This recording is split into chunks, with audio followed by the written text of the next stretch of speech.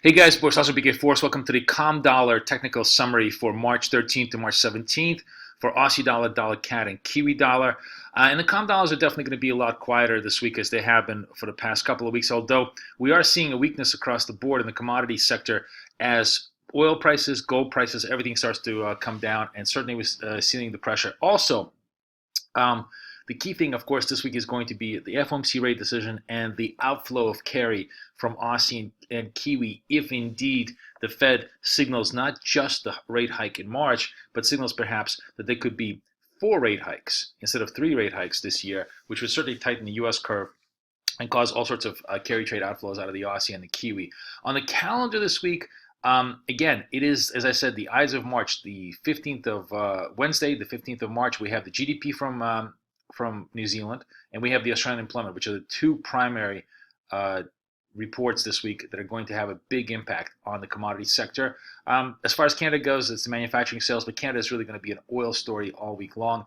And we'll take a look at the charts, take a look at the support levels first, and then the charts then to kind of understand where we're at. We're still relatively close to the top. We're literally just above the 175 level, and that's a big support level in the Aussie for the time being. CAD much worse. CAD has actually touched and went through 35s, came back down, but at 35, 36 area is a very high resist area, and basically will only be penetrated, I think, if oil prices begin to collapse from here. We'll take a look at the oil chart as well because it's so important, the material to how CAD has been trading this week. And last but not least, Kiwi has been inordinately weak and has broken some very key support levels, and to me, really looks to be probably the strongest sell the rally story across all the COM dollar sectors. Let's take a look at the charts here. First with the Aussie, which looks relatively good, holding the 75s here for the time being. We'll see how the employment data goes. The RBA was very much in the whole reflationary mode. In other words, they said that everything they communicated in the RBA statement last week was that they're not going to go back towards an easing policy. They're essentially in a neutral state.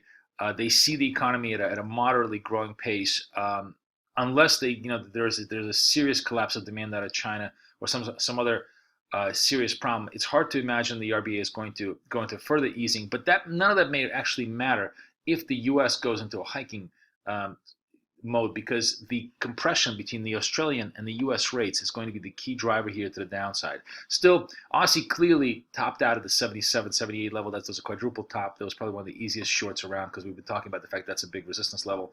Now the drift lower, 75 catches us on the first bid from this support over here, and then we have the lower end support of the 74s. Still very much a low volatility trade, I think.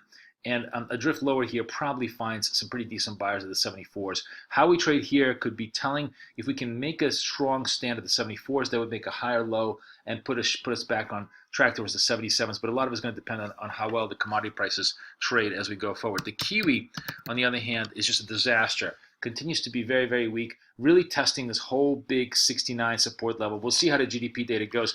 The interesting thing about the Kiwi is there is scope for the RBNZ to cut rates even further, even though they have pretty much also said they're going to be neutral and maybe even actually looking to tighten rates as they go further.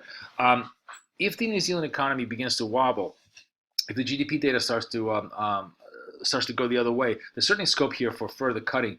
And there is no reason why the RBNZ would not want to see the Kiwi at 65 versus 75. They certainly want to see it there because it would make it much more competitive on the global export markets. So it's not unreasonable to think that the Kiwi could go further. What's interesting here is, of course, from a technical point of view, is this crucial support, 68.50. We break that, it's pretty much open season on the Kiwi all the way down. Let's go to the weekly charts. Let's see if we can pull the weekly charts here.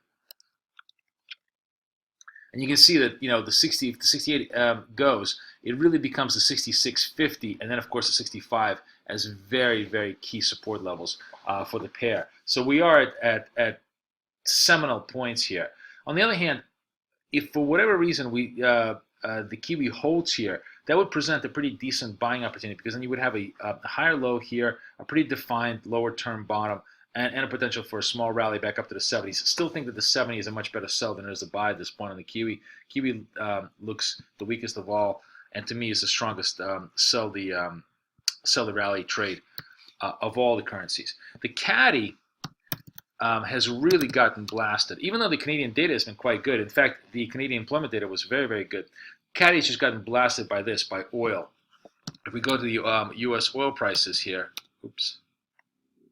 If we go to WTI crude, look at WTI crude. We broke the 50, such a seminal level. Now we're coming into this 48. So 46 to 50 is the key support in crude here, and it'll be interesting to see if we can hold that. It's holding it around the 48 bounce back up into 50 probably gives Caddy a little bit of a bounce and maintains the higher low structure of crude. But crude has certainly basically carved out a very, very long distributive top. Suggestive of the fact that it's going to be very, very hard to find any upward momentum, which really puts a cap in any CAD rally for the time being. I think dollar-CAD essentially becomes a buy to dip story for the time being. We used to basically call it a sell the rally story all the way from the beginning of this year. Now I think we're basically in the buy to dip story. It looks to be like it wants to go higher, although this 36 is going to be a very strong resistance level, and if we do peak above there, probably going to be a pretty decent short here just for a short-term scalp back down to the 34s. I don't see the oil collapsing. I think oil probably stabilizes at 45 minimum, and that allows pretty much a cap to 136 on the Caddy for the time being as a trade. Still, Caddy is a very, very oil vulnerable trade, and if we start to break out above the 136s, then it's right off to the races towards the 140s and a move much, much higher. For now, though, a pretty decent short into these levels. Conversely, a pretty decent sell the rally in Kiwi dollar into the 70 levels. That's how the COM dollars shape up. They're going to be a secondary story this week, but nevertheless a very interesting story, especially given the fact that the forefront, the FOMC, the Brexit stories, all of those things, and the oil markets are all going to be very much impactful on whatever happens to the COM dollar front. Wish you guys the best of luck, best of trading. Boris over and out.